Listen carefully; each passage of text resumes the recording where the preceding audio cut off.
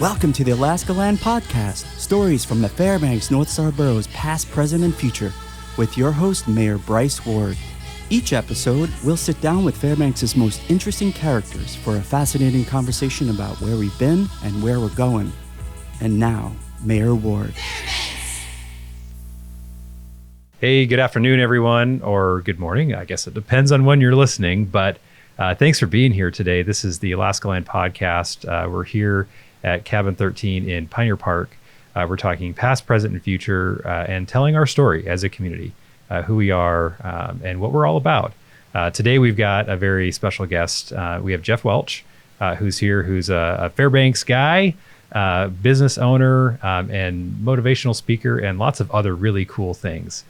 So, Geoff, thanks for being here today. Absolutely. And maybe share a little bit about who you are and your childhood here in Fairbanks. My childhood is well, it all started on a dark and stormy. So I would call myself a lifer here, but I was born in Anchorage. It's sort of like my deep dark secret. But I've been here since I was about 2. Like Fairbanks is all that I know. My wife was an Air Force kid and grew up all over the place. And it's kind of cool for me, though, to have, like, my daughter just started high school and she's going to the same high school I went to, same junior high I went to, same elementary school I went to. Like, a lot of that continuity I think is really cool. And there's just something about Fairbanks. I mean, I've traveled lots of places, but I just love it here. I really do consider it home. And it's just a great place, I think, to build a life. So I feel like my childhood, I don't know if it was that interesting, but I was a late bloomer. I didn't start doing anything interesting till I got old. Oh, that's okay, right? True for us all. But it sounds like you grew up here in the interior, and you've got you're raising a family here as well. Started a business and have been doing lots of really other cool things with the Chamber of Commerce, Leadership Fairbanks. Sure. Maybe talk a little bit about that and kind of what you have got from the Fairbanks community, what you're doing to give back. Yeah, absolutely. I call myself a late bloomer because I feel like when I left high school and started college, I just didn't know what I wanted out of life. I was very much floating. And so I washed out of college pretty quick because I didn't know what I was there for, right? And so it seemed like a lot of work for very little reward. I was very short-sighted at 18, which I'm sure a lot of 18-year-olds are. But I was able to get a job at this printing company here in town, and I sort of backed into what I feel like is my best work. So I got to sort of exercise parts of me that I had never gotten to work on before, and eventually had the chance to buy into the business and become a small business owner. And that really changed a lot for me. But I was very, I guess, self-conscious about the fact that I didn't have a form. I didn't have a degree. I didn't have, no business school learning. And I felt very much like I was kind of a fish out of water. Like everyone's going to figure out that I don't know what I'm doing. And it wasn't until I really got comfortable with the idea of the fact that I thought about business a little differently than I think some people do. Certainly not everyone. But I really cared a lot about the idea of building something I was proud of beyond just making a lot of money. Making money is great. That's fine. But I really wanted to be able to have something that I felt like was making a contribution and was worth more than just an income generating tool, right? And so I felt weird. I felt like that's not something you could say, right? If you go, into a bunch of business owners and say, hey, making money isn't my number one thing, I felt like they're going to think, who is this guy? But it wasn't until I got really comfortable with that started talking about the fact that I had what I felt like were different values, that I realized I didn't have values that were that different than a lot of people. A lot of other people felt the same way. And the thing that I was worried was going to make me weird was the thing that people kind of responded to. And so that led to opportunities to get involved with Leadership Fairbanks. I've been doing that for about 6 years now. So I've had, 120 people go through that program with me. And just the coolest thing in the world to be able to interact with emerging and established leaders as well, learn from them as much as they learn from me, and to really be able to do what I think is my best work and contributing something valuable back with what I've learned. And Fairbanks, again, I mean, it's such a unique kind of place. I hear it over and over again from people who have come here from outside and say it's just there's something different about the community and the people here. And there certainly is something different about us, no doubt about it. But I mean, I think there's something special about the way that we take care of one another. And I certainly don't want to, a few years down the road, look back and say, man, I took a lot, but I didn't give anything back. I hope that I can sort of tip the scales on the contributing side of the things instead of just taking from a place like this. Well, it sounds like you've really done that. And I know your work in Leadership Fairbanks has been very widely received from the community. And I've heard it said too that you'd mentioned leaders are learners, right? Mm-hmm, mm-hmm. And so it's really not a destination as so much a journey, right? Yeah, absolutely. And I think that is an essential differentiator. The people who you find have long-term success are generally the people who are never satisfied with what they know today. That's different than being content. You can be content and not be like miserable. But I think they always realize there's something new to learn and there's some other way that they can grow. And someone who I cannot call to mind right now very famously said, the thing that got you here isn't the thing that's going to get you to where you're going next necessarily. And so the idea that, where you're at is great and that's fine. But if you want to grow, it's going to take learning new things and expanding your skill set. And I think that's just a great posture to work from. So, it sounds like an interesting story that's brought you to where you are today. If you were to share with folks, what was one thing that kind of helped you break out of your shell or kind of go down that road of the unexpected that brought you to where you are today? What would you say to someone? Well, I would say that there were a couple of people. I feel like I have come across a few people in my life who saw things in me that I didn't see in myself. They recognized some capacity I had that maybe I wasn't fully aware of. And having someone who can sort of say, no, come on, step out this way. I mean, that's a really, really big deal. So that's someone I want to be for somebody else, right? To say, hey, I see something in you. So as a business owner, I love to be able to recognize things in my employees and say, man, have you thought about X, Y, and Z? You should try this because I really think you would be good at it. That's a really cool moment to see something in someone that they haven't quite seen in themselves. And Leadership Fairbanks, honestly, was another big moment for me because before I started doing it as a facilitator, I was a student.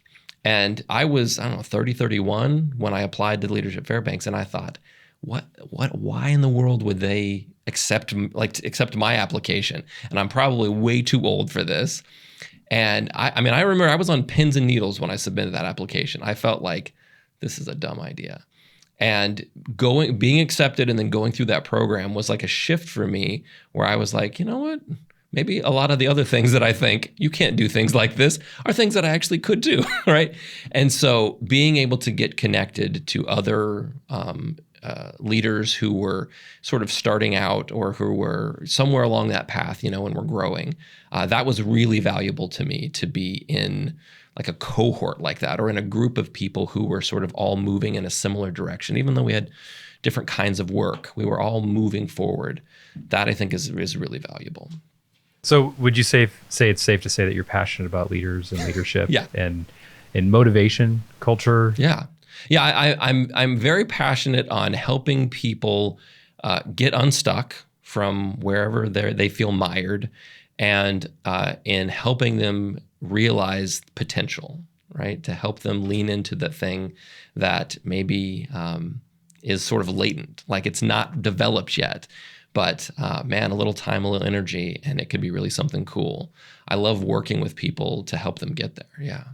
So, I think it's a really interesting thing we've seen as we've gone through the pandemic, right? Is these changes in the workforce, these changes in the labor force, and had a really interesting discussion this morning with one of our labor officials here in town. And they said, really, the pandemic pushed people out of their comfort zones. Mm-hmm. Sometimes, in some opportunities, some people lost their jobs. Yeah. Right. And so it puts you in a place that you would have never chosen on your own. Mm-hmm. And now all of a sudden you have to make decisions, and it's a new world. And so really it's emboldened people to maybe think about life a little differently. And have you kind of experienced this in your own life as a business owner, and kind of what are your thoughts as far as what the future holds for Fairbanks and our labor work? If I could tell you what the future holds for Fairbanks, I would really be the man. The idea of people being sort of pushed out of their comfort zones, like the circumstances are terrible, but what a valuable thing, right? Because what I hope people, when I'm speaking to groups, what I hope people really take away is this idea of being in charge of you, right? Like we often want to blame this circumstance or that person or whatever, and we want to sort of deflect responsibility wherever we can because it feels a lot better. But ultimately, to be in a position where you're like, I'm responsible for my choices, and the circumstance I'm in or what's happened before, that's not in my control necessarily. But what I do next, like I get to choose those things.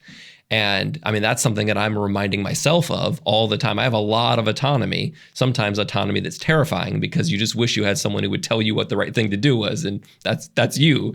But the idea that each of us, whether we sign on to work for another company or whether we go out on our own and do something like that as a small business owner, we are making choices to try to create a better future for ourselves. And I really believe the more that each of us as individuals are recognizing the need to do that for ourselves, and then how a group of people who are not thinking selfishly, but are thinking about how what they do and how they contribute affects the people around them as well. Like that's how communities grow and thrive. And from my perspective, that's sort of a beautiful recipe. So, yeah, but I do see that the employee pool changing, and sort of the needs of employees are changing. The people who are looking for jobs, it's very different now than it has been in the past, and I think that is whatever you want it to be. Like you could say that's good or you could say that's bad, but I think that it's sort of up to interpretation. So I think it's great. I'm going to interpret it that way. It's what it is, right? Yeah. It's what we make it. Mm-hmm. And so this is an opportunity for us as a community to say, what are we going to do about this? Are we going to become better? Sure. Or are we just going to stay the way it's always been? Philosophically, I would say that I want to create an environment in my business where people want to be there, right? Obviously, there are economic reasons people want to be there, and maybe aptitude reasons, like I happen to be good at this kind of skill, so I'm going to go to do this job, right? But I really want it to be more than just those hard, measurable edges. I also want it to be like, I enjoy being around the people that I'm with. I enjoy that we're being challenged in these ways, or that we have this kind of tempo or rhythm in the store. Those kind of things are important to me, but those are hard, right? That's not simple to do. And so I think that there are a lot of small business owners who think that way all the time and are maybe in an advantageous position as the market becomes more like, you got buyer-sellers market, in housing and retail. I think that very much the power, I guess, is shifting towards the employee, because employers everywhere are looking for them. I mean, small business, big business, every person I talk to, they're like, we need people. And so I think that is going to be increasingly important. Those other kind of benefits that aren't necessarily financial, but go to like, what kind of culture do I want to participate in as someone who is a free agent, right? As somebody who gets to sign on to your business and I'd like to work for you because of these other benefits. I think that's going to be really important. It's interesting because interviews for jobs have kind of always been viewed as one way, right? Yeah. Like the boss is interviewing a prospective employee, but in some ways it's kind of the tables have turned a little bit. So it's almost as if employees are interviewing employers and saying, hey, do I want to work for you? What do you have to offer? Yeah. And I think that's how it should be. Like there are times that I have been disappointed by the interviews I've had because, one, they didn't know anything about our business. They're just asking a few little sort of cursory questions. And two, that they're not really digging into the questions that I would hope they would ask about how this will benefit them, right? Like it really is a two-way street. And I think that that's often a more engaged employee too. Like when it's clear what their values are and the things that they want, Well, now I know how to provide that a little better too, So my daughter's 14. She started working a little bit this summer. And those are the kind of lessons that I'm hoping that I can sort of teach her, is like, well, you need to ask them what they provide for these things that you're looking for as well, because it is a two-way street. And I think that, mutually beneficial, I don't think that's a problem. I like the idea that in this relationship that is employer-employee, that both people get to win. I think that's the ideal. It's really interesting because I'm seeing this parallel between, we're talking labor force right now, right? But really this aspect of community in general too. Yeah. As residents, like there's this same kind of interaction that we have with the community, whether it be the big G government, the borough, the city, the state, or the little G government, as we kind of talk in the office, is like your community, right? It's the big C, little c, big community, little community. That really captures that essence of like us and the responsibility we have to each other, to our community. So knowing our history, coming into that interview saying, I know a little bit about Fairbanks. So I see some really interesting parallels there. I'm not a big government guy. Like I've never been fascinated by politics. Like it's always something that just sort of has to exist. And I'm sure that I should be much more engaged than I am. Just leave me alone, right? Yeah. Well, but you sort of, as a citizen, you sort of want it to work for you, and you get frustrated when it doesn't. And when it does, you just expect it that's the way it should be, But really, like we have that big G, but then we also have these subsets that we think of as our friends group, our friend groups, our families, our work groups. We have a ton of much smaller communities that are these tiny little, pods that are part of a bigger pod. And I really believe in doing the best you can with what you have. I don't have all the resources in the world. I know that you don't have all the resources in the world. And yet each of us, I really believe, has a responsibility to say, but what do I have? And how can I leverage that to contribute, to be of service, to help the people around me in some way? I'm not like the king of benevolence. Like I think that benevolence is good, but I can't say that I'm not self-serving at times. I can't say that I don't have, the selfish part of me that exists. But I hope it's outweighed by the part of me that says, and yet I want to contribute something valuable to the people around me. So I need to be conscious about managing myself and managing my own intentions and motivations so that I can do that. Because at the end, I don't want to take a dark turn here, but I think a lot about, the big end, right? Like at some point, I'm not going to be here anymore. I'm not going to exist. And I think about what I'm going to leave behind. What will people remember about me? And it's probably not going to be just like the physical work that I did. It's probably going to be some impact that work had on them, or something that I did or said that relationally that had a connection. So like I think in those terms. And so I know that that's like way down the road and that's like super big picture, but I think that we need to be focused on what we're doing for our community every day, every week.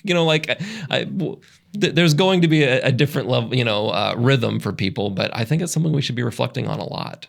Yeah, our responsibility to each other, to our families, to our community. So that's really insightful. And I appreciate you sharing a little bit with us today and talking about kind of the work that you do in the community that you've done, and kind of your view and philosophy on things. So this has just been wonderful, Geoff. Thank you. If someone is like, man, I feel totally moved, like this guy that's great. this is awesome. Yeah. So is there anything that you would suggest that folks maybe take into consideration? It sounds like not Explore Fairbanks, but Fairbanks Chamber of Commerce has this program called Leadership Fairbanks. Sure. Can you maybe give us a little plug if someone was interested, in how they could go about being a student of this program? Sure. Or if there's any other resources that you would be willing to share with folks. Yeah, so leadershipfairbanks.com is the way to kind of get connected with that and learn more about the scheduling and all those kind of things. But it's a 9-month program that is very much built around I'm going to use the R word that scares people off, but it's built around relationship. So we're going to learn a lot of things together, but what we're really trying to do is help people connect with one another so that they have resources. I think people very often, especially professionals, they can feel isolated to some degree. And the higher you get in your organization, the more isolating it becomes, right? You don't have as many peers to sort of belabor the challenges that you have, right? And to say, man, that's hard today. You have more people that you have to be strong for. And so we're trying to build these pods of people that can really be resources for one another. Hey, you have the answer to a question that I have that I would never know the answer to. Hey, I'm struggling with this. Do you have any experience with that? Where they can be a little more vulnerable, a little more connected to one another in ways that aren't just superficial. So it's not heavy. It's super light, super accessible, super easy. I promise you all the relational stuff will sneak up on you. But yeah, like that's the goal for me, is to build connections. And then we're going to add in the real learning around that. That's great. Well, Geoff, thank you so much for your time today, for spending time here on the podcast. And thank you for what you do for our community. Absolutely. Thank you for having me. It's been a pleasure. Fairbanks, oh Fairbanks. Thanks for listening to the Alaskaland podcast. We hope you found today's conversation enlightening. For more episodes, listen on your mobile device through your favorite podcast app or watch at youtube.com/Fairbanks North Star Borough.